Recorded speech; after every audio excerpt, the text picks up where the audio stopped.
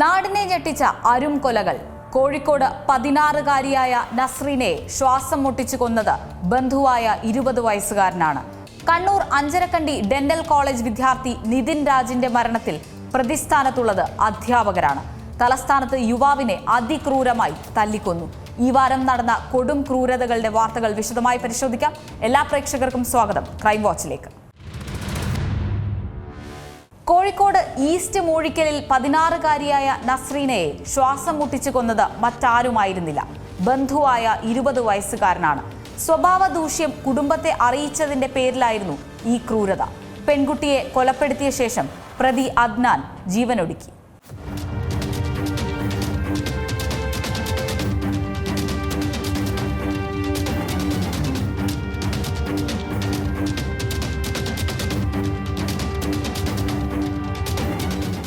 മൂന്നാം തീയതിയായിരുന്നു നാടിനെ ഞെട്ടിക്കുന്ന കൊലപാതകം. നസ്രീനയെ തുണി കഴുത്തിൽ മുറുക്കി കൊലപ്പെടുത്തിയ ശേഷം അദ്നാൻ ജീവനെടുക്കുകയായിരുന്നു. സെല്ലോ ടേപ്പ് മൂക്കിലും വായിലും ചുറ്റിയ നിലയിലായിരുന്നു അദ്നാന്റെ മൃതദേഹം. വീടിന്റെ മുകളിലെത്തിയ നിലയിൽ 2 മുറികളിലായാണ് ഇരുവരുടെയും മൃതദേഹം കണ്ടെത്തിയത്. കൊലപാതകം നടക്കുന്ന സമയത്ത് വീട്ടിൽ കുടുംബാംഗങ്ങൾ ഉണ്ടായിരുന്നുവെന്നാണ് വിവരം. സംഭവം നടക്കുന്നതിന് മുൻപ് വൈകിട്ട് 7:45 പ്രതി അദ്നാൻ വീടിന്റെ പിൻവാതിലിലൂടെ അകത്ത് കടക്കുന്ന CCTV ദൃശ്യങ്ങൾ പുറത്തുവന്നു. ക്യാമറ തിരിച്ചുവെക്കുന്നത് ദൃശ്യങ്ങളിൽ വ്യക്തമായിരുന്നു. അടുത്ത ദിവസം രാവിലെയാണ് നാട്ടുകാർ വിവരം അറിയുന്നത്. വീട്ടുകാരുടെ ബഹളം കേട്ട് നാട്ടുകാർ ഓടിയെത്തുകയായിരുന്നു. തുടർന്ന് പരിശോധിച്ചപ്പോഴാണ് പെൺകുട്ടിയെ മുകൾ നിലയിലെ കിടപ്പുമുറിയിൽ കൊല്ലപ്പെട്ട നിലയിൽ കണ്ടെത്തിയത്. ബന്ധുവായ അദ്നാൻ പെൺകുട്ടിയുടെ വീട്ടിലായിരുന്നു താമസം. യുവാവിന്റെ സ്വഭാവദൂഷ്യം പെൺകുട്ടി കണ്ടുപിടിച്ചതിന് പിന്നാലെ അദ്നാന്റെ വീട്ടിൽ നിന്നും പുറത്താക്കിയിരുന്നു. ഈ പകയാണ് കൊലപാതകത്തിന് കാരണമെന്നാണ് നിഗമനം. അദ്നാൻ പലതവണയായി മൂഴക്കലിലെ വീട്ടിൽ നിന്ന് പണം എടുത്തിരുന്നു. അത് പുറത്തു പറഞ്ഞതും അദ്നാൻ അവിടെ നിൽക്കുന്നതിനെ എതിർത്തതും നസ്രീനയാണ്. അതിന്റെ പകയാണ് കൊലപാതകത്തിലേക്ക് കലാശിച്ചതെന്നാണ് പ്രാഥമിക വിവരം. G Malayalam news, Kozhikode. തലസ്ഥാനത്തുണ്ടായ ഞെട്ടിക്കുന്ന വാർത്തയായിരുന്നു യുവാവിനെ അതിക്രൂരമായി തല്ലിക്കൊന്ന സംഭവം. 38-കാരനായ സുമനെയാണ് നടു റോഡിലിട്ട് അതിക്രൂരമായി മർദ്ദിച്ച് കൊലപ്പെടുത്തിയത്. ബാറിലുണ്ടായ തർക്കത്തിന് പിന്നാലെയായിരുന്നു മർദ്ദനം. 4 പേരാണ് കേസിലെ പ്രതികൾ.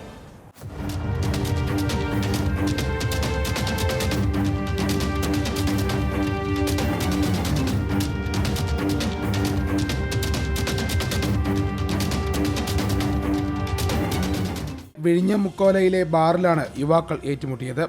ബാറിനുള്ളിലെ സംഘർഷം പിന്നീട് റോഡിലുമുണ്ടായി. തിരുവല്ലം വണ്ടിത്തടം സ്വദേശി 38-കാരനായ സുമൻ അതിക്രൂര മർദ്ദനത്തിൽ കൊല്ലപ്പെട്ടു. സഹോദരങ്ങളായ അച്ചുവും അനന്തവും ചേർന്നാണ് സുമനെ മർദ്ദിച്ചത്. എന്നാൽ സുമന് ഒപ്പമുണ്ടായിരുന്ന മറ്റു സുഹൃത്തുക്കൾ ദൃശ്യങ്ങൾ പകർത്തിയെന്നതല്ലാതെ ആക്രമണത്തെ തടയാൻ ശ്രമിച്ചില്ല. അവശനിലയിലായ സുമനെ വീണ്ടും യുവാക്കൾ ആക്രമിക്കുന്നത് ദൃശ്യങ്ങളിൽ വ്യക്തമാണ്. സംഭവം അറിഞ്ഞ് വിഴിഞ്ഞം പോലീസ് സ്ഥലത്തെത്തി. പരിക്കേറ്റ സുമനെ വിഴിഞ്ഞം ആശുപത്രിയിൽ എത്തിച്ചെങ്കിലും രക്ഷിക്കാനായില്ല.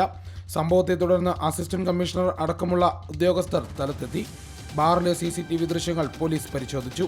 തുടർന്ന് പ്രതികളെ തിരിച്ചറിഞ്ഞ് കസ്റ്റഡിയിലെടുക്കുകയായിരുന്നു. പ്രതികളെല്ലാം മദ്യലഹരിയിലായിരുന്നതിനാൽ ചോദ്യം ചെയ്യലിൽ കൂടുതൽ കാര്യങ്ങൾ വ്യക്തമാകാനുണ്ടെന്നാണ് പോലീസ് പറയുന്നത്. സംഭവത്തിൽ സഹോദരങ്ങളെ കൂടാതെ 2 പേരെ കസ്റ്റഡിയിലെടുത്തിട്ടുണ്ട്. G Malayalam news, Thiruvananthapuram. പാലക്കാട് തൃശൂർ അതിർത്തിയിലെ ആറങ്ങോട്ടുകരയിൽ വയോധികയെ വീടിനുള്ളിൽ മരിച്ച നിലയിൽ കണ്ടെത്തിയ സംഭവം കൊലപാതകമാണെന്ന് തെളിഞ്ഞു. സ്വർണ്ണാഭരണങ്ങൾ കവരുന്നതിനിടെയാണ് അയൽവാസിയായ യുവാവിന്റെ ക്രൂരകൃത്യം. കടുക്കശ്ശേരി തച്ചുകുന്ന് സ്വദേശി 72-കാരി സഫിയയാണ് കൊല്ലപ്പെട്ടത്.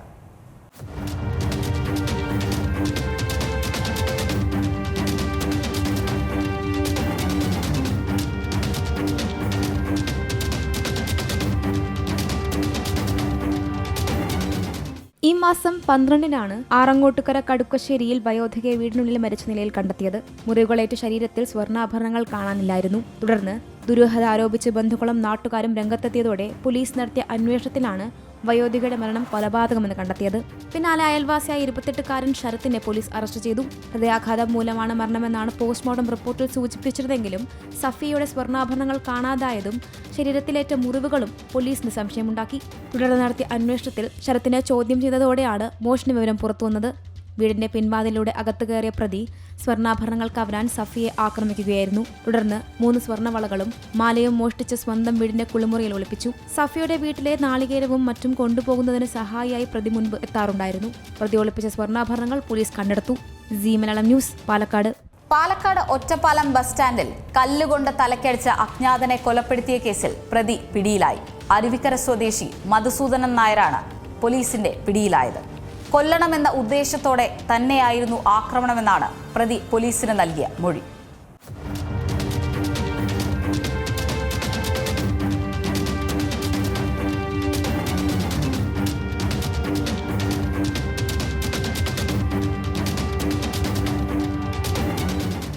ഈ മാസം 14-നാണ് ഒറ്റപ്പാലം നഗരസഭാ ബസ് സ്റ്റാൻഡിൽ പരിക്കേറ്റു മരിച്ച നിലയിൽ അജ്ഞാതനെ കണ്ടെത്തിയത്. 60 വയസ്സ് പ്രായം തോന്നിക്കുന്നയാളെ ബസ് സ്റ്റാൻഡിൽ പോലീസ് എയ്ഡ് പോസ്റ്റിന് സമീപം കൊല്ലപ്പെട്ട നിലയിൽ കണ്ടെത്തുകയായിരുന്നു. ഈ സംഭവത്തിലാണ് അരുവിക്കര സ്വദേശി മധുസൂദനൻ നായർ പോലീസിന്റെ പിടിയിലായത്. കേസെടുത്ത പോലീസ് CCTV ദൃശ്യങ്ങൾ കേന്ദ്രീകരിച്ച് നടത്തിയ പരിശോധനയിലാണ് മധുസൂദനനാണ് കൊലപാതകം നടത്തിയതെന്ന് കണ്ടെത്തിയത്. ഇയാളുടെ ദൃശ്യങ്ങൾ സാമൂഹിക മാധ്യമങ്ങളിലൂടെ പുറത്തുവിട്ട പോലീസ് ഊർജിതമായ അന്വേഷണം നടത്തിവരികയായിരുന്നു. അജ്ഞാതൻ മരിച്ചെന്ന് മനസ്സിലാക്കിയ ഇയാൾ ചെർപ്പളശ്ശേരി ഭാഗത്തേക്കാണ് കടന്നത്. തുടർന്ന് ഒറ്റപ്പാലം ബസ് സ്റ്റാൻഡിൽ എത്തിയതിന് പിന്നാലെയാണ് പിടിയിലായത്. ഫോണില്ലാത്തതിനാൽ വിവരങ്ങൾ അറിയാൻ വേണ്ടിയാണ് ഒറ്റപ്പാലത്തെത്തിയതെന്ന് പോലീസ് പറയുന്നു. വാങ്ങിയ പണം തിരിച്ചു നൽകാത്തതിനെ തുടർന്നുള്ള തർക്കമാണ് കൊലപാതകത്തിൽ കലാശിച്ചതെന്നാണ് പ്രതി നൽകിയ മൊഴി. കൊല്ലണമെന്ന ഉദ്ദേശത്തോടെ തന്നെയായിരുന്നു ആക്രമണം. കടം വാങ്ങിയ 2000 രൂപ തിരിച്ചു നൽകാത്തതിനെ തുടർന്ന് തർക്കമുണ്ടായി. തുടർന്ന് കല്ലുകൊണ്ട് തലക്കടിച്ച് ഇയാളെ കൊലപ്പെടുത്തുകയായിരുന്നു. ഷൊർണൂർ DYSP സജു കെ എബ്രഹാമിന്റെ നേതൃത്വത്തിലുള്ള പ്രത്യേക അന്വേഷണ സംഘമാണ് പ്രതിയെ പിടികൂടിയത്. C Malayalam news, Palakkad. Kannur Anjarakandy dental college വിദ്യാർത്ഥി നിതിൻ രാജിന്റെ മരണത്തിലൂടെ ഡോക്ടറായി മകൻ എത്തും എന്ന ഒരു കുടുംബത്തിന്റെ പ്രതീക്ഷയാണ് തകർന്നത്. നിതിന്റെ മരണത്തിൽ പോലീസ് അന്വേഷണം ഊർജിതമാക്കിയിട്ടുണ്ട്. ജാതി അധിക്ഷേപം ഉൾപ്പെടെ നടത്തിയെന്ന ആരോപണങ്ങൾക്ക് വിധേയരായ അധ്യാപകർക്കെതിരെ കേസെടുത്തിട്ടുമുണ്ട്. സഹപാഠികളുടെ മൊഴിയും രേഖപ്പെടുത്തി. എന്നാൽ ലോൺ ആപ്പിൽ നിന്നുള്ള കടത്തിന്റെ കുടിശ്ശികയെ തുടർന്ന് ഉണ്ടായ ഭീഷണിയും പോലീസ് സംശയിക്കുന്നുണ്ട്.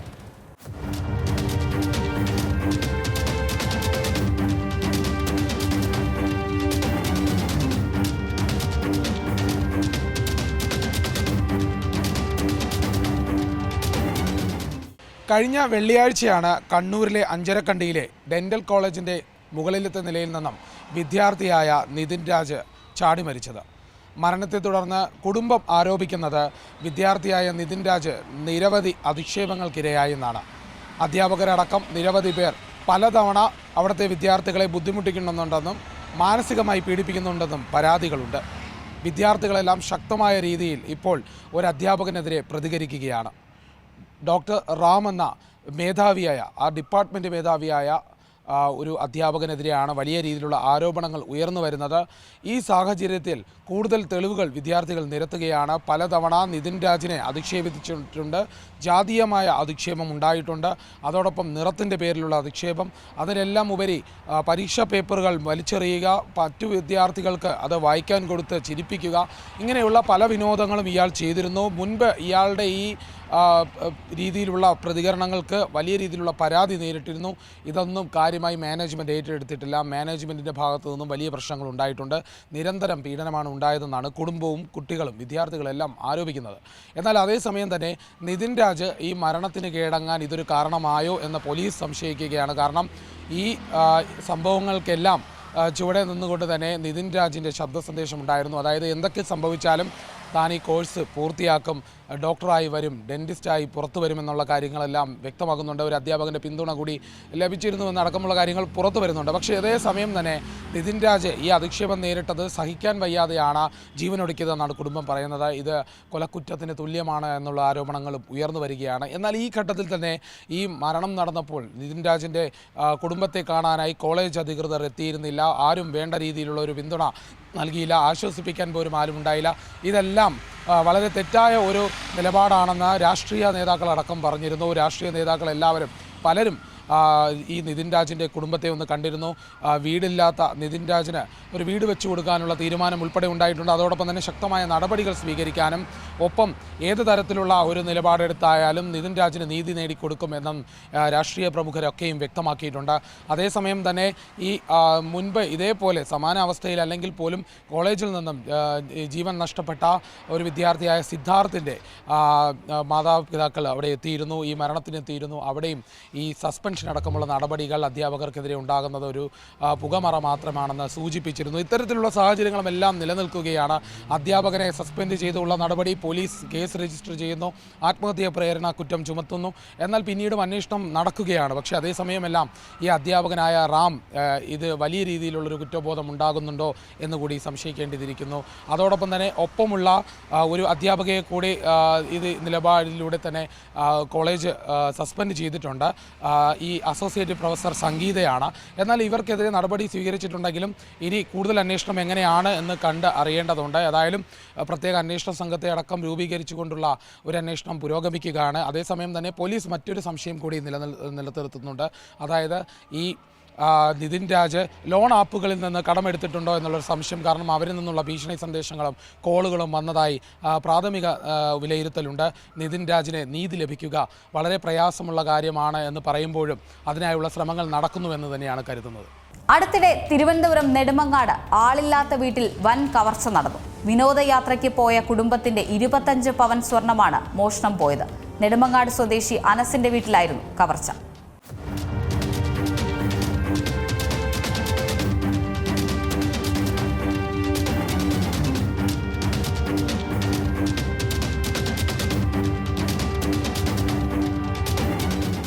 ഈ മാസം 10-നാണ് അനസും കുടുംബവും ഊട്ടിയിലേക്ക് വിനോദയാത്ര പോയത്. ഇവർ തിരിച്ചെത്തിയപ്പോഴാണ് മോഷണ വിവരം അറിയുന്നത്. വീടിന്റെ മുൻവശത്തെ വാതിൽ ആയുധങ്ങൾ ഉപയോഗിച്ച് കുത്തിപ്പൊളിച്ച നിലയിലായിരുന്നു. അകത്തുകയറിയ മോഷ്ടാക്കൾ കിടപ്പുമുറിയിലെ അലമാരയിൽ സൂക്ഷിച്ച സ്വർണ്ണാഭരണങ്ങളാണ് മോഷ്ടിച്ചത്. ഏകദേശം 25 പവനിലധികം സ്വർണം നഷ്ടപ്പെട്ടതായാണ് കുടുംബം പറയുന്നത്. ഇന്ന് രാവിലെ 7:50 ഇവിടെ എത്തിയുള്ളൂ വീട്ടില്. വണ്ടി അവിടെ നിന്ന് ചവിട്ടിയപ്പോ തന്നെ ഡോർ ഞാൻ ശ്രദ്ധയപ്പെടുത്തി തുറന്നിറങ്ങാണ്ട്, ചെറുതായിട്ട് ഡിസ്റ്റൻസിൽ തുറന്നിറങ്ങാണ്ട്.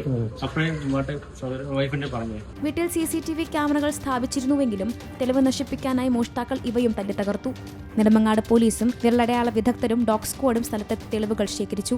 പ്രദേശത്തെ CCTV ദൃശ്യങ്ങൾ കേന്ദ്രീകരിച്ച് അന്വേഷണം പുരോഗമിക്കുകയാണ്. C Malayalam news, Thiruvananthapuram. സ്റ്റോപ്പിൽ ഇറങ്ങാൻ വൈകിയ വയോധികനെ കമ്പി കൊണ്ടടിച്ച ശേഷം ബസ്സിൽ നിന്ന് ചവിട്ടി തള്ളിയിട്ടു.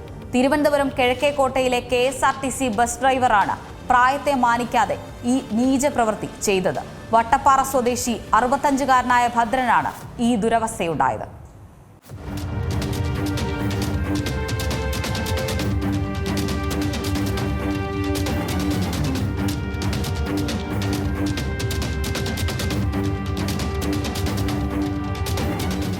ചാലയിൽ കച്ചവടക്കാരനായ ഭദ്രൻ രാത്രി 8 മണിയോടെയായിരുന്നു കിഴക്കേക്കോട്ടയിൽ നിന്നും ബസ് കയറിയത്. പേരൂർക്കട ഡിപ്പോയിലെ ബസ്സായിരുന്നു. വനിതാ കണ്ടക്ടറായിരുന്നു ബസ്സിലുണ്ടായിരുന്നത്. ഇറങ്ങാനുള്ള സ്റ്റോപ്പിൽ കണ്ടക്ടർ ബെല്ലടിച്ചെങ്കിലും ഡ്രൈവർ നിർത്തിയിരുന്നില്ല. പകരം തൊട്ടടുത്ത പേഴുമൂൾ സ്റ്റോപ്പിലായിരുന്നു നിർത്തിയിരുന്നത്. മുൻവാതിലിലൂടെ ഇറങ്ങാൻ പോയപ്പോൾ വേഗം ഇറങ്ങാൻ ഡ്രൈവർ പറഞ്ഞു. എന്നാൽ പ്രായമായതിനാലും വെരിക്കോസ് വെയിനിന്റെ പ്രശ്നമുള്ളതിനാലും പെട്ടെന്ന് ഇറങ്ങാൻ കഴിയില്ലെന്ന് ഭദ്രൻ ഡ്രൈവറോട് പറഞ്ഞു. ഇതിഷ്ടപ്പെടാഞ്ഞ ഡ്രൈവർ വേഗമിറങ്ങാൻ കയർത്തു പറയുകയും അസഭ്യം പറയുകയും ആയിരുന്നു. പിന്നീട് ബസ് നിർത്തി കമ്പി പോലുള്ള എന്തോ എടുത്ത് ഡ്രൈവർ ഭദ്രന്റെ തലക്കടിക്കുകയും നെഞ്ചിൽ ചവിട്ടി പുറത്തേക്ക് തള്ളുകയും ചെയ്യുകയായിരുന്നു. ഇലക്ഷൻ അവധിയായിരുന്നാൽ ബസ്സിൽ ആളുകളും കുറവായിരുന്നു. ഞാൻ ഇറങ്ങണമെന്ന് പറഞ്ഞ് എരിച്ചപ്പം തന്നെ കണ്ടക്ടർ വെല്ലുവിടും. ഇയാൾ ഡ്രൈവറുടെ കൈ ഞാൻ പോയി പറഞ്ഞു ഇവിടെ ഇറങ്ങണം. ഇയാൾ അവിടെ നിർത്താതെ കയറ്റം കംപ്ലീറ്റ് കയറ്റി മേളിൽ കൊണ്ട് അങ്ങ് നിർത്തി. മേളിൽ കൊണ്ട് നിർത്തിയപ്പോൾ ഞാൻ പറയും താഴെ നിർത്തി വിടായിരുന്നു. അത് താഴെ നിർത്താൻ പറ്റൂല, അവിടെ അങ്ങ് നിർത്തിയാൽ ശരിയാവില്ല എന്ന് പറഞ്ഞു. ഞാൻ പറഞ്ഞ് ഇങ്ങനെയൊക്കെ പറഞ്ഞാൽ എന്തിനാണ്? ഇറങ്ങടാ എന്ന് പറഞ്ഞു. ഞാൻ പറഞ്ഞു ഇങ്ങനെയൊന്നും സംസാരിക്കരുത്, ഇറങ്ങടാ എന്ന് പറഞ്ഞു. ഞാൻ പറഞ്ഞു എനിക്ക് കാല് വയ്യാത്തതാണ്, ചിലപ്പോൾ പതുക്കെ ഇറങ്ങാൻ പറ്റുള്ളൂ. ഈ പതുക്കെ ഇറങ്ങാൻ പറ്റുള്ളൂ എന്നുള്ള എന്തോ ഒരു പുള്ളിക്കാരനെ ക്ഷീണം. അവിടെ നിന്നിട്ടപ്പം എന്താ നിന്റെ കളി കണ്ടുകൊണ്ടിരിക്കുകയാണ് എന്നും പറഞ്ഞിട്ട് അവിടെ നിന്ന് എന്തോ എടുത്തുകൊണ്ടുവന്ന് കമ്പി എന്താണ് തലയിലൊറ്റ അടിച്ചിട്ട് എന്നെ ഒരു ചവിട്ടി കിട്ടി. ചവിട്ടിയപ്പോൾ ഞാൻ ഈ കമ്പിയിൽ അവിടുത്തെ ഈ ലോറിൻ്റെ കമ്പി കയറി പിടിച്ചു. അപ്പോൾ ഞാൻ വിടുന്നില്ല. രണ്ടാമത് പിടിച്ചുകൊണ്ടിരിക്കുന്ന സമയത്ത് വീണ്ടും ഒരു ചവിട്ടൂടെ ചവിട്ടി. മർദ്ദനത്തിൽ ഭദ്രന് തലയിൽ 3 സ്റ്റിച്ചുകളും വാരിയലിന് നേരിയ പരുക്കും ഉണ്ടായി. C Malayalam news, Thiruvananthapuram. Thiruvananthapuram central railway സ്റ്റേഷനിൽ ഓട്ടോ ഡ്രൈവറെ SI മർദ്ദിച്ചതായി പരാതി. ഡ്രൈവറുടെ മുഖത്തടിക്കുകയും നെഞ്ചത്ത് ചവിട്ടുകയും ചെയ്തുവെന്നാണ് പരാതി. ഉന്നത പോലീസ് ഉദ്യോഗസ്ഥൻ ട്രെയിനിൽ വരുന്നതുമായി ബന്ധപ്പെട്ട് ഓട്ടോറിക്ഷകൾ ഒഴിപ്പിക്കുന്നതിനെ ചൊല്ലിയുണ്ടായ തർക്കത്തിനിടെയാണ് 64-കാരനായ ഡ്രൈവർ അശോകന് മർദ്ദനമേറ്റത്.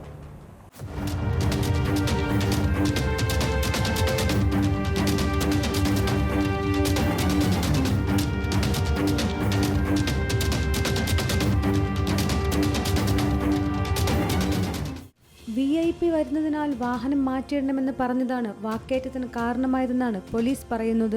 ADGPയുടെ വാഹനം പ്രവേശിക്കുന്നതിന്റെ ഭാഗമായി ഓട്ടോ നീക്കാൻ ആവശ്യപ്പെട്ടതാണെന്നും തർക്കമല്ലാതെ മർദ്ദനമുണ്ടായില്ലെന്നാണ് GRP ഉദ്യോഗസ്ഥരുടെ വിശദീകരണം. ഓട്ടോറിക്ഷ മാറ്റിയിടാൻ വൈകിയപ്പോൾ SI അസഭ്യവർഷം നടത്തിയെന്നും ചോദ്യം ചെയ്തതോടെ മുഖത്തടിക്കുകയും ചവിട്ടുകയും ചെയ്തെന്നാണ് അശോകന്റെ പരാതി. ഇയാൾ ജനറൽ ആശുപത്രിയിൽ ചികിത്സ തേടി. സംഭവത്തെ തുടർന്ന് സ്ഥലത്ത് ഓട്ടോറിക്ഷ ഡ്രൈവർമാർ സംഘടിച്ച് പ്രതിഷേധിച്ചു. റെയിൽവേ SIക്കെതിരെ നടപടിയെടുക്കണമെന്നാവശ്യപ്പെട്ട് റെയിൽവേ സ്റ്റേഷന് മുന്നിലെ പ്രീപെയ്ഡ് ഓട്ടോ സർവീസുകൾ മണിക്കൂറുകളോളം നിർത്തിവെച്ചു. ഓട്ടോ ഡ്രൈവർമാർ സംഘടിച്ച് തമ്പാനൂർ പോലീസിൽ പരാതി നൽകി. അന്വേഷണം നടത്തി നടപടിയെടുക്കുമെന്ന് തമ്പാനൂർ പോലീസ് ഉറപ്പു നൽകിയതോടെ സമരം അവസാനിപ്പിച്ചു. SI ജയനും ഓട്ടോ ഡ്രൈവർമാരും തമ്മിൽ രൂക്ഷമായ വാക്കേറ്റമുണ്ടാകുന്ന ദൃശ്യങ്ങൾ പ്രചരിച്ചിട്ടുണ്ട്. 1 വർഷത്തേക്ക് 4000 രൂപ പാർക്കിംഗ് ഫീസായി നൽകിയ ശേഷമാണ് ഓട്ടോറിക്ഷകൾ പ്രീപെയ്ഡ് സ്റ്റാൻഡിൽ കിടക്കുന്നതെന്നും റെയിൽവേ പോലീസിന്റെ ഭാഗത്തുനിന്നും മോശം പെരുമാറ്റം പതിവാണെന്നും ഡ്രൈവർമാർ പറഞ്ഞു. അതേസമയം റെയിൽവേ DYSP നടത്തിയ ആഭ്യന്തര അന്വേഷണത്തിൽ ഓട്ടോ ഡ്രൈവർമാരുടെ ആരോപണം തള്ളുകയാണ്. CCTV ദൃശ്യങ്ങളിൽ വാക്കുതർക്കമല്ലാതെ മർദ്ദനം നടന്നിട്ടില്ലെന്ന് റെയിൽവേ പോലീസ് പറയുന്നത്. അതിരാവിലെ പുറപ്പെടുന്ന ട്രെയിനുകളിൽ കയറാൻ എത്തുന്നവരെ തടസ്സപ്പെടുത്തി ഓട്ടോകൾ പാർക്ക് ചെയ്യാറുണ്ടെന്ന പരാതിയെ തുടർന്നാണ് SI അവിടെ എത്തിയതെന്നും വാഹനം മാറ്റാൻ തയ്യാറാകാത്തതാണ് തർക്കത്തിന് കാരണമായതെന്നുമാണ് വിശദീകരണം. ഡ്യൂട്ടി തടസ്സപ്പെടുത്തിയെന്ന് SIയും തമ്പാനൂർ പോലീസിൽ പരാതി നൽകി. മർദ്ദിച്ചുവെന്ന ഡ്രൈവറുടെ പരാതിയിലും SIയുടെ പരാതിയിലും ഇതേവരെ തുടർ നടപടി ഉണ്ടായിട്ടില്ല. C Malayalam news, Thiruvananthapuram. Class എടുക്കുന്നതിനിടെ ലബോറട്ടറിയിലെ കമ്പ്യൂട്ടറിൽ ഗെയിം കളിക്കുന്നത് തടഞ്ഞതിനായിരുന്നു 8ാം ക്ലാസ്സുകാരൻ സ്വന്തം അധ്യാപികയെ മുഖത്തടിച്ച് പരിക്കേൽപ്പിച്ചത്. മാലിദ്വീപിലെ ഗഫ്ദാൽ അഡോൾ സ്കൂളിലായിരുന്നു സംഭവം. ആക്രമണത്തിൽ അധ്യാപികയുടെ മൂക്കിന് ഗുരുതരമായി പരിക്കേറ്റു.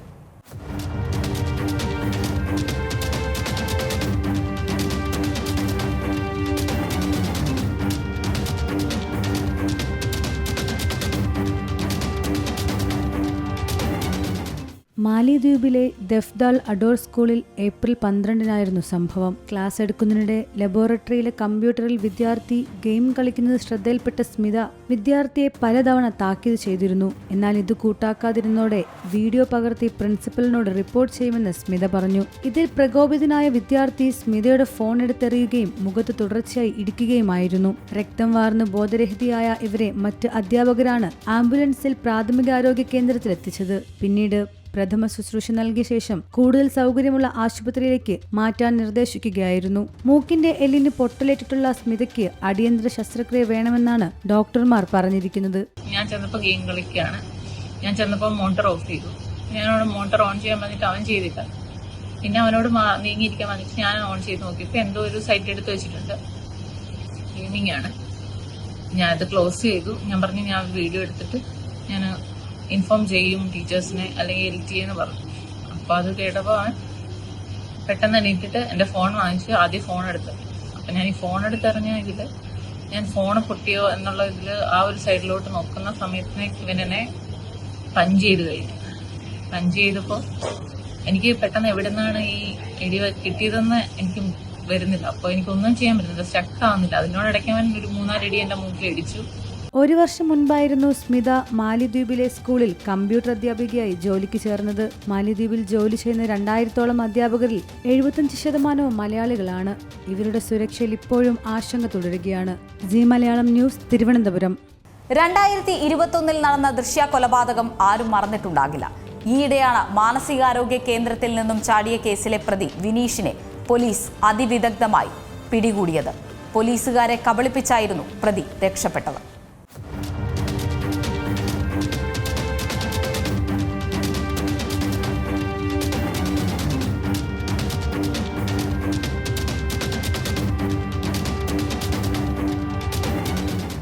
ആദ്യം ദൃശ്യ കൊലപാതകം എന്താണെന്ന് പരിശോധിക്കാം. 2021 ജൂൺ 17-നാണ് സംഭവം. പ്രണയാഭ്യർത്ഥന നിരസിച്ചതിന്റെ പേരിൽ മലപ്പുറം എളാട് സ്വദേശിയായ 21-കാരി ദൃശ്യയെ വിനീഷ് കൊലപ്പെടുത്തുകയായിരുന്നു. രാവിലെ വീടിനുള്ളിൽ വെച്ചായിരുന്നു അതിക്രൂര കൊലപാതകം. നിലവിളി കേട്ട് അമ്മ ദീപ ഓടി മുറിയിലെത്തി.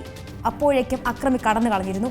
കുത്തേറ്റ 22 മുറിവുകളാണ് ദൃശ്യയുടെ ശരീരത്തിൽ കണ്ടെത്തിയത്. കൊലപാതകത്തിന്റെ തലേന്ന് അച്ഛൻ ബാലചന്ദ്രന്റെ ഹോൾസെയിൽ കട പ്രതി തീയിട്ട് നശിപ്പിച്ചിരുന്നു. മഞ്ചേരി നരവര സ്വദേശിയായ വിനീഷ് +2 ദൃശ്യോടൊപ്പം പഠിച്ചതായിരുന്നു. ഇനി പ്രതിയുടെ രക്ഷപ്പെടലും പോലീസ് നടത്തിയ അന്വേഷണവും പരിശോധിക്കുമ്പോൾ രണ്ടും നടത്തിയത് അതിവിദഗ്ധമാണെന്ന് മനസ്സിലാകും. കുതിരവട്ടം മാനസികാരോഗ്യ കേന്ദ്രത്തിൽ നിന്നും കഴിഞ്ഞ ഡിസംബർ 28-ന് രക്ഷപ്പെട്ട പ്രതിയെ ഇക്കഴിഞ്ഞ ഏപ്രിൽ 11-ന് മുംബൈയിൽ നിന്നാണ് പോലീസ് പിടികൂടിയത്. മുൻപും ഇയാൾ സമാനമായി ചാടിയിരുന്നു. അന്ന് നാട്ടുകാരുടെ സഹായത്തോടെ മംഗലാപുരത്ത് നിന്നാണ് പിടികൂടിയത്. ജയിൽ ചാടാൻ സാധ്യതയുള്ളതിനാൽ സുരക്ഷ ശക്തമാക്കിയ ജയിലിലായിരുന്നു വിനീഷിനെ പാർപ്പിച്ചിരുന്നത്. അവിടെ നിന്നും രക്ഷപ്പെടാൻ സാധിക്കില്ലെന്ന് മനസ്സിലാക്കിയ പ്രതി മാനസികാരോഗ്യ കേന്ദ്രത്തിൽ രക്ഷപ്പെടാമെന്ന് കണക്കുകൂട്ടി. പല കാരണങ്ങൾ പറഞ്ഞ് ആശുപത്രിയിലേക്ക് പോകണമെന്ന് വാശി പിടിച്ചതിനെ തുടർന്നാണ് പ്രതിയെ മാനസികാരോഗ്യ കേന്ദ്രത്തിലേക്ക് പ്രവേശിപ്പിച്ചത്. ഇരുമ്പ് കമ്പി കൈവശപ്പെടുത്തി സെല്ലിലേക്ക് കടത്തി ദിവസങ്ങളെടുത്താണ് അവിടുത്തെ ശുചിമുറിയുടെ ചുമർ തുരന്നത്. ആശുപത്രി ജീവനക്കാർ വരുമ്പോഴേക്കും അസഭ്യം പറഞ്ഞും മറ്റും അക്രമ സംഭവം കാണിച്ചും പിന്നീട് ദൗത്യം തുടർന്നു. ഒടുവിൽ അനുകൂലമായ സാഹചര്യമെത്തിയപ്പോൾ രക്ഷപ്പെട്ടു. പിന്നീട് വസ്ത്രം മാറി ഓട്ടോയിൽ കയറി കോഴിക്കോട് റെയിൽവേ സ്റ്റേഷനിൽ നിന്നും മംഗലാപുരത്തേക്കെത്തി. അവിടെ നിന്നും വിവിധ സംസ്ഥാനങ്ങളിലേക്കും. പോലീസിന്റെ കണ്ണിൽപ്പെടാതെ കഴിഞ്ഞത് ആക്രിപിറക്കിയും മറ്റ് ജോലികളും ചെയ്തു. കഴിഞ്ഞ 1 മാസം മുംബൈ തുറമുഖത്തിൽ മത്സ്യത്തൊഴിലാളിയായി ജോലി ചെയ്ത് വരികയാണ് പോലീസിന്റെ പിടിയിലായത്. അതിബുദ്ധിമാനായ കുറ്റവാളി എന്നാണ് പോലീസും ഇയാളെ വിശേഷിപ്പിക്കുന്നത്.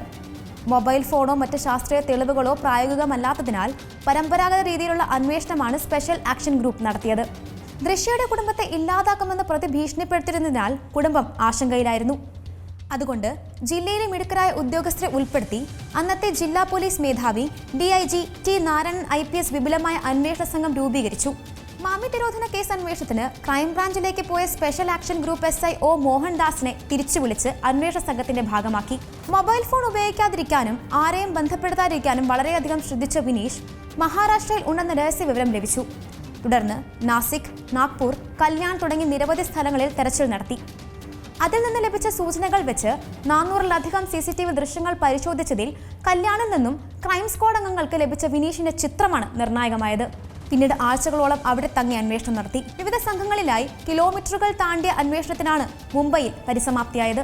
ഒരേ സമയം പലയിടങ്ങളിൽ നിന്നായി വിവരങ്ങൾ ശേഖരിച്ചും പല സ്ഥലങ്ങളിൽ ഇൻഫോമർമാരെ സംഘടിപ്പിച്ചും നടത്തിയ അന്വേഷണ മികവാണ് ഫലം കണ്ടത്. ജില്ലാ പോലീസ് മേധാവി മെറിൻ ജോസഫ് IPSന്റെ നിർദ്ദേശപ്രകാരം DCP പദം സിംഗ് IPSന്റെ കീഴിലുള്ള സ്പെഷ്യൽ ആക്ഷൻ ഗ്രൂപ്പും മെഡിക്കൽ കോളേജ് ACP ബിജുവിന്റെ നേതൃത്വത്തിലുള്ള മെഡിക്കൽ കോളേജ് പോലീസും ചേർന്നാണ് പ്രതിയെ പിടികൂടിയത്. ക്രൈം വാച്ചിൽ കഞ്ചാവ് സിൻഡിക്കേറ്റിനെ തകർത്ത ഒഡീഷ പോലീസിന്റെ വാർത്തയിലേക്ക് പോകാമിനി. തിരുവനന്തപുരം സ്വദേശി അലൻ രാജ തലവനായ കഞ്ചാവ് സിൻഡിക്കേറ്റിന്റെ അടിവേരറുത്തത് സ്പെഷ്യൽ ഓപ്പറേഷനിലൂടെയാണ്. അലനൊപ്പം 3 പേർ പിടിയിലായ ഓപ്പറേഷനിൽ 300 കോടിയുടെ ഹെറോയിനും കഞ്ചാവുമാണ് കണ്ടെത്തിയത്.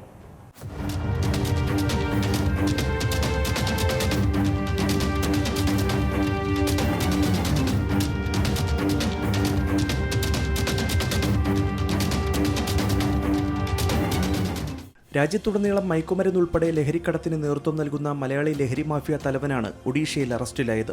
തിരുവനന്തപുരം സ്വദേശി 33-കാരനായ അലൻ രാജ് എന്ന അലൻ പൊന്നുവിനെയാണ് ഒഡീഷ പോലീസ് അറസ്റ്റ് ചെയ്തത്. ഇയാളുടെ കഞ്ചാവ് കൃഷി ശൃംഖലയും തകർത്തു.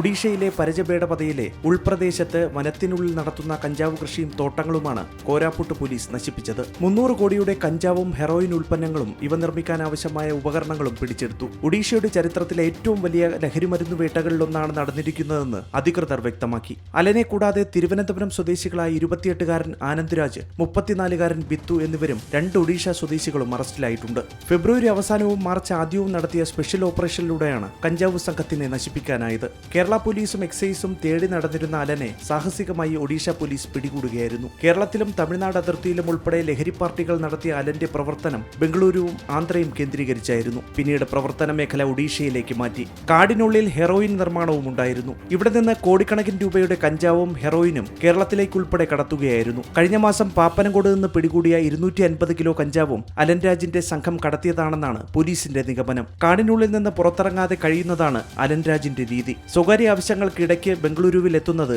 അതീവ രഹസ്യമായിട്ടാണ്. കുറച്ചു നാളുകളായി ഒഡീഷ പോലീസ് ഇയാൾക്കായി വ്യാപക തിരച്ചിൽ നടത്തുകയായിരുന്നു. C Malayalam news, Thiruvananthapuram. YouTuber Rinsy Mumtaz വീണ്ടും ലഹരിയുമായി പിടിയിൽ. 3.58 ഗ്രാം MDMAയുമായാണ് റിൻസി മുംതാസ് പിടിയിലായത്. നെടുമ്പാശ്ശേരി എയർപോർട്ടിന് സമീപത്തെ സ്വകാര്യ ഹോട്ടലിൽ നിന്നാണ് റിൻസിയെ അറസ്റ്റ് ചെയ്തത്. ഇതാദ്യമായല്ല റിൻസി മുംതാസ് ലഹരി കേസിൽ കുടുങ്ങുന്നത്. 2025 ജൂലൈ മാസത്തിൽ MDMAയുമായി റിൻസി മുംതാസ് പിടിയിലായിരുന്നു.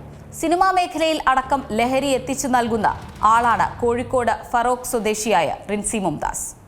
സാമൂഹ്യ മാധ്യമ താരം റിൻസി മുന്താസിനെ വീണ്ടും MDMAയുമായി പോലീസ് പിടികൂടിയിരിക്കുകയാണ്. നേരത്തെ 2025 സമാനമായ കേസിൽ ഇവരെ പോലീസ് അറസ്റ്റ് ചെയ്യുകയും ദിവസങ്ങളോളം ഇവർ ജയിലിൽ കിടക്കുകയും ചെയ്തിരുന്നു. അന്ന് സിനിമാ മേഖലയിലെ ലഹരി ഇടപാടുകളെ സംബന്ധിച്ചൊക്കെ പോലീസ് വലിയ തോതിലുള്ള അന്വേഷണത്തിന് തുടക്കമിടുകയും ചെയ്തിരുന്നു. എന്നാൽ ആ അന്വേഷണം ആ ഘട്ടത്തിൽ എവിടെയും എത്തിയിരുന്നില്ല. അതിനു പിന്നാലെയാണ് വീണ്ടും അവരെ ഒരിക്കൽ കൂടി പോലീസ് അറസ്റ്റ് ചെയ്തിട്ടുള്ളത്. നെടുമ്പാശ്ശേരി അന്താരാഷ്ട്ര വിമാനത്താവളത്തിന് സമീപമുള്ള ഒരു സ്വകാര്യ ഹോട്ടലിൽ നിന്നാണ് ഇവരെ പിടികൂടുന്നത്. ഇവരെ പിടികൂടുമ്പോൾ ഇവർക്കൊപ്പം വാഴക്കാല സ്വദേശി മുഹമ്മദ് റുഷാഖ്, ആലുവ സ്വദേശി അഭിജിത്ത്, നൂർനാട് സ്വദേശി ബിജു എന്നിവരെയും പോലീസ് കസ്റ്റഡിയിൽ എടുത്തിട്ടുണ്ട്. ഇവരുടെ പക്കൽ നിന്നും 3.58 ഗ്രാം MDMAയുമാണ് പോലീസ് പിടികൂടിയത്. സംഭവവുമായി ബന്ധപ്പെട്ട് പോലീസ് പറയുന്നത് ഇങ്ങനെയാണ്: ഈ നെടുമ്പാശ്ശേരി അന്താരാഷ്ട്ര വിമാനത്താവളത്തിന് സമീപമുള്ള ഒരു ഹോട്ടൽ ഇവർ വാടകയ്ക്കെടുത്ത് താമസിക്കുന്നു. തുടർന്ന് ഇതിനുള്ളിൽ MDMA ഉപയോഗിക്കുകയും അതോടൊപ്പം തന്നെ വിപണനം നടത്തുകയും ചെയ്യുന്നു എന്നൊരു വിവരം പോലീസിന് ലഭിക്കുന്നു. ഇതിനെ തുടർന്ന് കഴിഞ്ഞ കുറച്ച് ദിവസങ്ങളായി പോലീസ് ഇവരെ നിരീക്ഷിച്ചു വരികയായിരുന്നു. ഇതിന് പിന്നാലെയാണ് ഈ ഹോട്ടലിലെത്തി ഇവരെ കസ്റ്റഡിയിലെടുക്കുന്ന നിലയിലേക്ക് കാര്യങ്ങൾ മാറിയത്. പോലീസ് ഹോട്ടലിലെത്തി ഇവരെ കസ്റ്റഡിയിലെടുക്കുമ്പോൾ ഇവരുടെ പക്കൽ നിന്നും MDMA പിടിച്ചെടുക്കുകയും ചെയ്തു. അതോടൊപ്പം തന്നെ ചില ഇത്തരത്തിലുള്ള ലഹരി വസ്തുക്കൾ ഉപയോഗിക്കുന്ന ഏതാനും ചില ഉപകരണങ്ങളും ഇവരുടെ അടുത്ത് നിന്ന് കണ്ടെടുത്തതായുള്ള ഒരു സൂചനയും നമുക്ക് ലഭിക്കുന്നുണ്ട്. നമുക്കറിയാം, കൊച്ചി പോലെയുള്ള ഒരു മെട്രോ നഗരത്തിൽ ഇത്തരത്തിൽ ലഹരി വസ്തുക്കളുടെ ഉപയോഗം വലിയ തോതിൽ കഴിഞ്ഞ കുറേ നാളുകളായി നടക്കുന്നുണ്ടെന്നുള്ള ഒരു വിവരം പോലീസ് എക്സൈസ് എല്ലാം ഇത് സംബന്ധിച്ച് വലിയ തോതിലുള്ള ഒരു അന്വേഷണം നടത്തി വരികയാണ്. ഇതിന് പിന്നാലെയാണ് റിൻസി മുന്താസുമായി ബന്ധപ്പെട്ട ഒരു കേസ് 2025 പുറത്തു വരുന്നതും ആ കേസുമായി ബന്ധപ്പെട്ട് സിനിമാ മേഖലയിലെ ലഹരി ഉപയോഗവുമായി ബന്ധപ്പെട്ട് ഒട്ടേറെ പേരിലേക്ക് ആ കേസ് അന്ന് വിരൽ ചൂണ്ടുകയും ചെയ്തിട്ടുള്ളതാണ്. വിവര സാങ്കേതിക വിദ്യയുടെ വളർച്ച പല മേഖലകളെയും മികവിലേക്ക് എത്തിച്ചിട്ടുണ്ട്. എന്നാൽ അത്രത്തോളം തന്നെ ചില മേഖലകൾക്ക് ദോഷമായും ഭവിച്ചിട്ടുണ്ട്. ബാങ്കിംഗ് മേഖലകളിൽ സാങ്കേതിക വിദ്യയുടെ കടന്നുവരവ് വലിയ വിപ്ലവം തീർത്തു. എന്നാൽ അനധികൃത ലോൺ ആപ്പുകൾ സമൂഹത്തിന് വിപത്തായി മാറുന്ന സാഹചര്യമാണ്. വിദ്യാർത്ഥികളും മുതിർന്നവരും എല്ലാം ആപ്പുകളുടെ ചതിക്കണിയിൽ വീഴുന്ന സംഭവ വികാസങ്ങൾ തുടർക്കഥയാകുന്നു. ആളെക്കൊല്ലി ലോൺ ആപ്പുകൾക്ക് നിയമസാധുതയുണ്ടോ? നോക്കാം ജൂറിസ്. വളരെ നമ്മുടെ പൊതുസമൂഹത്തെ ഞെട്ടിക്കുന്ന ഒരു സംഭവമാണ് തിരുവനന്തപുരത്ത് നിതിൻ്റെ മരണത്തിലൂടെ സംഭവിച്ചുകൊണ്ടിരിക്കുന്നത്. നമുക്കറിയാം, നമ്മുടെ രാജ്യത്ത് ബാങ്കിങ് നിയമങ്ങൾ കർശനമായ ഒരു രാജ്യത്താണ് നമ്മൾ ജീവിക്കുന്നത്. ഇവിടെ ബാങ്കുകളെ സംബന്ധിച്ചിടത്തോളം RBI ഓരോ തരത്തിൽ, അതായത് നമ്മുടെ രാജ്യത്തിൻ്റെ ബാങ്കിങ് നിയമം എങ്ങനെയായിരിക്കണം, ഇടപാടുകൾ എങ്ങനെയായിരിക്കണം, ലോൺ എടുക്കേണ്ടത് എങ്ങനെയായിരിക്കണം, പലിശ നിരക്ക് നിശ്ചയിക്കേണ്ടത് എങ്ങനെയായിരിക്കണം എന്നുള്ള കൃത്യമായ മാനദണ്ഡം നിലനിൽക്കുന്ന ഒരു രാജ്യത്താണ് നമ്മൾ ജീവിക്കുന്നത്. ഇവിടെ ബാങ്കുകൾ പ്രവർത്തിപ്പിക്കണമെങ്കിൽ, ധനകാര്യ സ്ഥാപനങ്ങൾ പ്രവർത്തിക്കണമെങ്കിൽ കർശനമായ RBIയുടെ റെഗുലേഷൻസ് ഉള്ളപ്പോഴാണ് ഇത്തരത്തിലുള്ള സ്വകാര്യ കമ്പനികൾ, സ്വകാര്യ ബാങ്കുകൾ ചമഞ്ഞുകൊണ്ട് ആപ്പുകളിലൂടെയും അല്ലെങ്കിൽ ആപ്ലിക്കേഷനുകളിലൂടെയും ജനങ്ങളിലേക്ക് എത്തുകയും ജനങ്ങളെ കൊള്ളയടിക്കുകയും അതിനുശേഷം ലോണുകൾ കൊടുക്കാമെന്നുള്ള മോഹനമായ വാഗ്ദാനങ്ങൾ സോഷ്യൽ മീഡിയയിലൂടെ കൊടുത്തുകൊണ്ട് അല്ലെങ്കിൽ മറ്റു രീതിയിൽ ആപ്പിൻ്റെ ക്യാൻവാസിങ് നടത്തിക്കൊണ്ട് പാവപ്പെട്ടവരെ ചതിക്കുഴിയിലേക്ക് കടത്തുന്ന അവസാനത്തെ ഇരയാണ് തിരുവനന്തപുരത്തെ എന്നുള്ളതിൽ സംശയമില്ല. കാരണം ഇത് നിരവധി ആളുകൾ ഇന്ന് ഈ ഒരു പ്രശ്നം വേട്ടയാടിക്കൊണ്ടിരിക്കുകയാണ്. കാരണം നമ്മളെ സംബന്ധിച്ചിടത്തോളം സാമ്പത്തിക പരിമിതികൾ കൊണ്ടും സാമ്പത്തികമായിട്ടുള്ള ഭദ്രത കുറവ് കൊണ്ടും നമ്മളെല്ലായ്പ്പോഴും പണ്ട് കാലങ്ങളിൽ ബാങ്കുകളെ ലോണുകൾക്ക് വേണ്ടി ആശ്രയിച്ചുവെങ്കിൽ ഇന്ന് ഇത്തരത്തിലുള്ള ആപ്പുകളെ ചതിക്കുഴികളാക്കിക്കൊണ്ട് ആപ്പുകളിലൂടെ പണം കൊടുക്കുന്നു. പണം കൊടുത്ത ശേഷം പണം എത്ര അടച്ചാലും എന്ത് ചെയ്യുന്നില്ല, അതിൻ്റെ കൃത്യമായിട്ടുള്ള കണക്കുകൾ കൊടുക്കുന്നില്ല, ആ പണത്തിൻ്റെ കൃത്യമായിട്ടുള്ള ധനവിനിയോഗം കൊടുക്കുന്നില്ല, അതിൻ്റെ പലിശ നിരക്ക് കൊടുക്കുന്നില്ല. അങ്ങനെ ലോൺ എടുത്ത ശേഷം അവരെ ബ്ലാക്ക് മെയിൽ ചെയ്യുന്നു. അതാണ് നമ്മൾ മനസ്സിലാക്കേണ്ടത്. ഇന്ത്യയിലെ ഒരാൾക്ക് ഏതെങ്കിലും ഒരു ബാങ്കിന് കിട്ടാക്കടമുണ്ടെങ്കിൽ ബാങ്കിന് കോടതിയെ സമീപിക്കാനേ കഴിയത്തുള്ളൂ. പക്ഷേ ഇവിടെ എന്താണ് സംഭവിക്കുന്നത്? ബാങ്കുകൾ ഇത്തരത്തിലുള്ള ആപ്ലിക്കേഷനുകൾ നമ്മുടെ രാജ്യത്തെ പൗരന്മാരെ ബ്ലാക്ക് മെയിലിംഗ് ചെയ്യുന്നു. അവരുടെ ചിത്രങ്ങൾ പ്രചരിപ്പിക്കുമെന്ന് പറയുന്നു, അവരുടെ രക്ഷിതാക്കളുടെ ചിത്രങ്ങൾ പ്രചരിപ്പിക്കുമെന്ന് പറയുന്നു, അവരെ ഭീഷണിപ്പെടുത്തുന്നു, ഗുണ്ടകളെ ഉപയോഗിക്കുന്നു. ഒരു കാലഘട്ടത്തിൽ നമ്മുടെ രാജ്യത്ത് നിന്നും ആട്ടിപ്പായിച്ച, നമ്മുടെ രാജ്യത്ത് നിന്ന് പണ്ട് അറിയാം, നമ്മുടെ നാട്ടിൽ ഇത്തരത്തിലുള്ള ഈ പറയുന്ന നാട്ടാമ്മമാരും അതോടൊപ്പം തന്നെ ഇങ്ങനെയുള്ള പലിശക്കാരും വട്ടിപ്പലിശക്കാരും ഒക്കെ ഉണ്ടായിരുന്നു. അവരെയൊക്കെ തന്നെ നമ്മുടെ നാട്ടിൽ നിന്നും നിയമം മൂലം ആട്ടിപ്പായിക്കുമ്പോൾ അവരുടെ ഒരു തനിയാവർത്തനമായി, അവരുടെ ഒരു തിരിച്ചുവരവായിട്ടാണ് നമ്മൾ ഇതിനെയൊക്കെ കാണേണ്ടത്. ഇതൊരിക്കലും നമുക്ക് അംഗീകരിക്കാൻ സാധിക്കുകയില്ല. ഏറ്റവും പുതിയ വാർത്തകളും വിശേഷങ്ങളും വിരൽ തുമ്പിലറിയാൻ സീ മലയാളം ന്യൂസ് എല്ലാ ഡിജിറ്റൽ പ്ലാറ്റ്ഫോമുകളിലും ലഭ്യം.